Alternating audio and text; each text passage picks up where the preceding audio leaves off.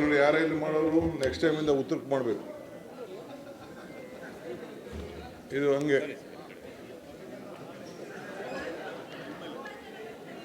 Next time ನಾನು ಉತ್ತರಕ್ಕೆ ಮಕ ಮಾಡಬೇಕು. ನಮ್ಮ ಮುನಿಯಪ್ಪನವ್ರು ಹೇಳ್ತಾ ಇದ್ದಾರೆ ನನಗೆ.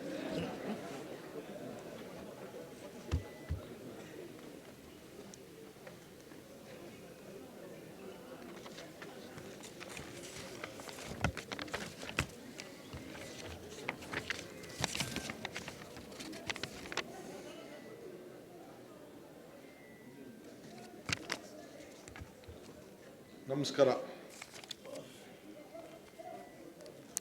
ಹಿಂದೆ ಯಾರೋ ಕೂತ್ಕೋಬಾರ್ದು. ಇವರೇ, ನಾನು ಹಿಂದೆ ಯಾರು ಕೂತ್ಕೋಬಾರ್ದು. ಯಾರು ಕೂತ್ಕೋಬಾರ್ದು. ತ್ಯಾಗರಾಜ್, ಯಾರು ಕೂತ್ಕೋಬಾರ್ದು ನನ್ನ ಹಿಂದೆ.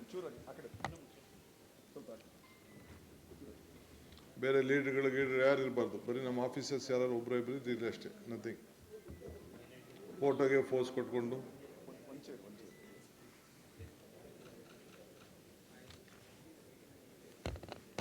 ಸ್ನೇಹಿತರೆ,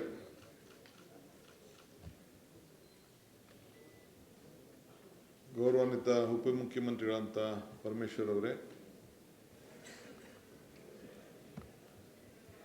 ಹಿರಿಯರಂತ ಕೆ ಎಚ್ ಮುನಿಯಪ್ಪನವರೇ,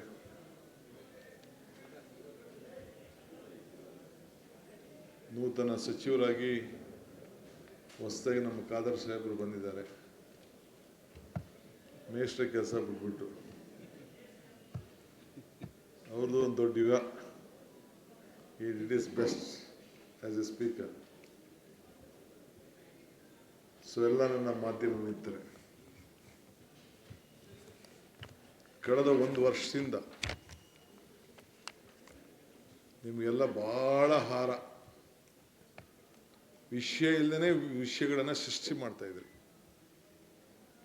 ಯಾವಾಗ ಅಧಿಕಾರ ಹಸ್ತಾಂತರ ಏನಾಯಿತು, ನಾಯಕತ್ವ, ಸ್ಟೇಟ್ಮೆಂಟ್ಗಳು, ಪಾಪ ಮಲಗಿದ್ದವ್ರನ್ನೆಲ್ಲ ಎಬ್ಬರಿಸೋದು, ಎದ್ದಿದ್ದವ್ರನ್ನೆಲ್ಲ ಮಲಗಿಸೋದು, ವಿಭಿನ್ನವಾದಂಥ ಸ್ಟೋರಿಗಳನ್ನೆಲ್ಲ ಮಾಡಿ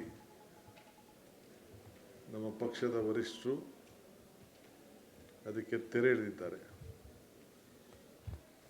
ನಾನು ಹೇಳ್ತಾ ಇದ್ದೆ, ಯಾಕೆ ಸುಮ್ಮನೆ ಮಾತಾಡ್ತೀರ, ಅದಕ್ಕೆ ಶುಭಗಳಿಗೆ ಶುಭ ಮುಹೂರ್ತ ಎಲ್ಲ ಬರ್ತದೆ, ಸ್ವಲ್ಪ ತಾಳ್ಮೆಯಿಂದ ಇರಪ್ಪ ಅಂತ ನಿಮಗೆಲ್ಲ ಹೇಳ್ತಾ ಇದ್ದೆ. ಸೊ ಇವತ್ತು 4:15 ಆ ಶುಭಗಳಿಗೆ ಶುಭ ಮುಹೂರ್ತ ಇವತ್ತು ಸಂಜೆ. ಅದಕ್ಕೆಲ್ಲ ನೀವು ಮತ್ತು ರಾಜ್ಯದ ಜನತೆ ಸಾಕ್ಷಿಯಾಗಿದ್ದೀರಿ. ನನಗೆ ನಂಬಿಕೆ, ಇಂದಿನ ಹೆಜ್ಜೆಗಳನ್ನು ಮರ್ತವನು ಮುಂದಿನ ಹೆಜ್ಜೆಯನ್ನು ಇಡಲಾರ ಎಂಬ ಮಾತಿನಲ್ಲಿ ನಂಬಿಕೆಯನ್ನು ಇಟ್ಕೊಂಡಿರೋನು. If you forget the root you will not get the fruit ಅಂತ ಕೂಡ ಅನೇಕ ಸಂದರ್ಭದಲ್ಲಿ ಹೇಳಿದ್ದೇನೆ. ಇವತ್ತು ಹೊಸ ದಿನ, ಹೊಸ ಕೆಲಸಗಳನ್ನು ಮಾಡಲು ಹೊಸ ಅವಕಾಶಗಳನ್ನು ಕಾಂಗ್ರೆಸ್ ಪಕ್ಷ ಮತ್ತು ರಾಜ್ಯದ ಜನತೆ ನಮಗೆ ಕೊಟ್ಟಿದ್ದಾರೆ. ಸೊ ನಾನು ಹೊಸ ಅವಕಾಶಗಳನ್ನು ಹುಡುಕ್ತಾ ಇದ್ದೇನೆ. ಹೊಸ ಅವಕಾಶಗಳನ್ನು ಇದ್ದಂಥ ಇನ್ನು 2 ವರ್ಷದಲ್ಲಿ ಏನೆಲ್ಲ ಈ ರಾಜ್ಯದ ಜನತೆಯ ಸೇವೆಯನ್ನು ಮಾಡಲಿಕ್ಕೆ ಸಾಧ್ಯ ಸಿಕ್ಕಿದಂಥ ಅವಕಾಶದಲ್ಲಿ ನಮ್ಮ ರಾಜ್ಯಕ್ಕೆ ಕಲ್ಯಾಣವನ್ನು ಮಾಡಲಿಕ್ಕೆ ಪ್ರಯತ್ನ ಮಾಡ್ತಾ ಇದ್ದೇನೆ. ಇಂದು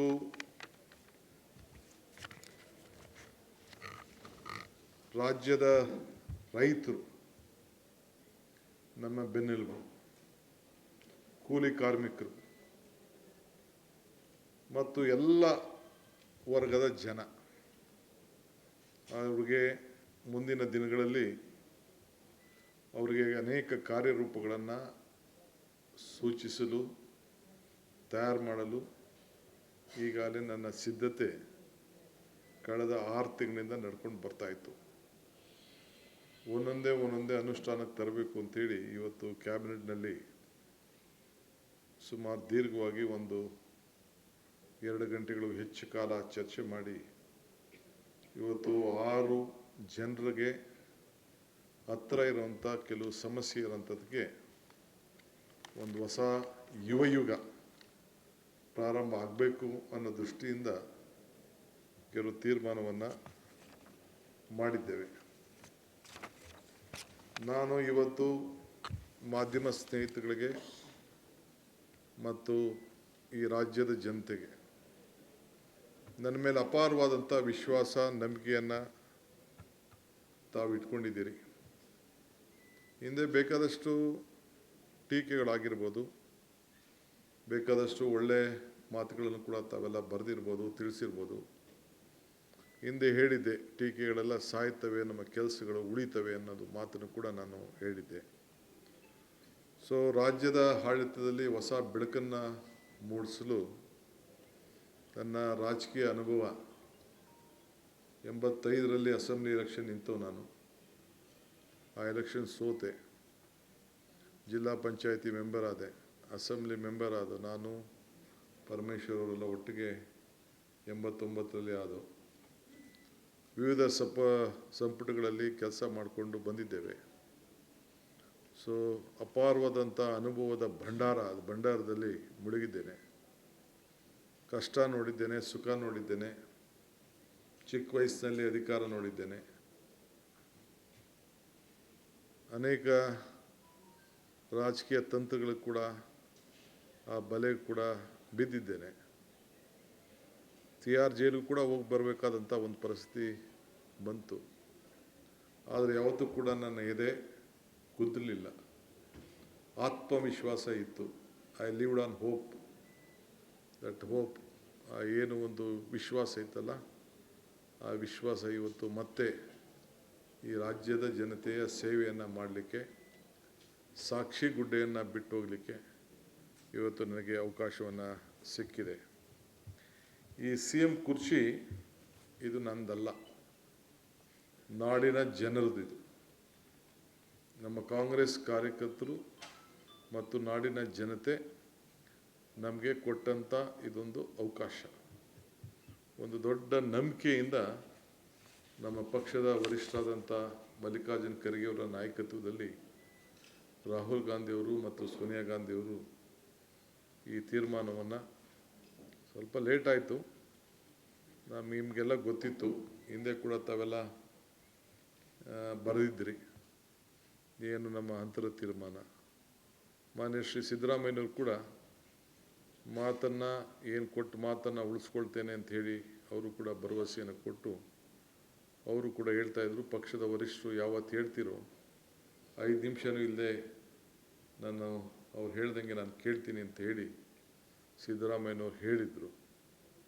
ಆ ಪ್ರಕಾರ ವರಿಷ್ಠರು ನಮ್ಮಿಬ್ಬರನ್ನು ಕರೆಸಿ ಈ ತೀರ್ಮಾನವನ್ನು ಮಾಡಿ ಕಳಿಸ್ಕೊಟ್ಟಾಗ ಅವರು ಭಾಳ ಸಂತೋಷದಿಂದ ಇವತ್ತು ಅವರು ಸ್ಥಾನವನ್ನು ತೆರವು ಮಾಡಿಕೊಟ್ಟು ನನಗೆ ಎಲ್ಲ ನಮ್ಮ ಪಕ್ಷದ ಶಾಸಕರು ಒಗ್ಗಟ್ಟಿನಿಂದ ವರಿಷ್ಠರ ಮೇಲೆ ಅವರು ತಿಳಿಸಿ ಜವಾಬ್ದಾರಿಯನ್ನು ಕೊಟ್ಟು ಈ ಜವಾಬ್ದಾರಿಯನ್ನು ಹಂಚಿದ್ದಾರೆ. ಸೊ ಗ್ರಾಮೀಣ ಅಭಿವೃದ್ಧಿ, ಗ್ರಾಮೀಣ ರೈತರ ಬದುಕು ಎಲ್ಲ ಕೂಡ ಬಲ್ಲೆ. ಇದ್ರ ಜೊತೆಗೆ ನಗರದಲ್ಲಿರೋಂಥ ಜನರ ಸಮಸ್ಯೆ ಕೂಡ ಬಲ್ಲೆ. 42% ಜನ ನಗರಗಳಲ್ಲಿ ವಾಸಿಯಾಗಿದ್ದಾರೆ, ಮಿಕ್ಕಿದವರೆಲ್ಲ ಗ್ರಾಮೀಣ ಪ್ರದೇಶದಲ್ಲಿ ಇದ್ದಾರೆ. ಒಂದು ದೊಡ್ಡ ಶಿಫ್ಟ್ ಆಗ್ತಾಯಿದೆ. ಉದ್ಯೋಗಕ್ಕೋಸ್ಕರ ಜನ ಇವತ್ತು ವಲಸೆ ಬರ್ತಾ ಇದ್ದಾರೆ. ಹಳ್ಳಿ ಬಿಟ್ಟು ಬೆಂಗಳೂರಲ್ಲಿ ಏನಾದ್ರು ರಸ್ತೆಯಲ್ಲಿ ಮಾರ್ಕೊಂಡು ಆದರೂ ಚಿಂತೆ ಇಲ್ಲ, ಒಳ್ಳೆ ಬದುಕನ್ನು ಕಾಣ್ತೀನಿ, ಒಳ್ಳೆ ವಿದ್ಯಾಭ್ಯಾಸವನ್ನು ನನ್ನ ಮಕ್ಕಳಿಗೆ ಕೊಡಬೇಕು ಅನ್ನೋದು ಕೂಡ ನಮ್ಮ ಹಳ್ಳಿ ಜನರಿಗೆ ವ್ಯವಸಾಯವನ್ನು ದೂರ ಮಾಡೋಂಥ ಒಂದು ಪರಿಸ್ಥಿತಿಯನ್ನು ಕೂಡ ನಾವೆಲ್ಲ ಗಮನಿಸ್ತಾ ಇದ್ದೀವಿ. ಇದನ್ನೆಲ್ಲ ಹೆಂಗೆ ತಡಿಬೇಕು ಅನ್ನೋದು ಒಂದು ದೊಡ್ಡ ಚಿಂತನೆಯಲ್ಲಿ ನಾವೆಲ್ಲ ಇದ್ದೇವೆ. ಇನ್ನು ಮುಂದಿನ ದಿನದಲ್ಲಿ ನನ್ನೆಲ್ಲ cabinet colleagues, any decision will not be DK Shivakumar decision, it will be A collective decisions.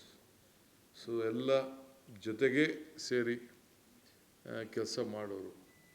ಒಂದಿನ ಏರ್ಪೋರ್ಟು ವಿಚಾರಕ್ಕೆ ನನ್ನನ್ನು SM ಕೃಷ್ಣರವರು ರತನ್ ಟಾಟಾ ಅವ್ರ ಹತ್ರ ಕಳಿಸ್ಕೊಟ್ಟಿದ್ರು. ಇಂಟರ್ನ್ಯಾಷನಲ್ ಏರ್ಪೋರ್ಟು ಬಗ್ಗೆ ಚರ್ಚೆ ಮಾಡಲಿಕ್ಕೆ ನನ್ನನ್ನು ಕಳಿಸ್ಕೊಟ್ಟಿದ್ರು. ನಾನು ಯಾರೋ ಇಬ್ಬರು ಸ್ನೇಹಿತರು ಹೋಗಿದ್ದು. ಆಗ ಅವ್ರು ಹೇಳಿದ್ರು, ಡಿ ಕೆ ನೀವು ತಗೊಳ್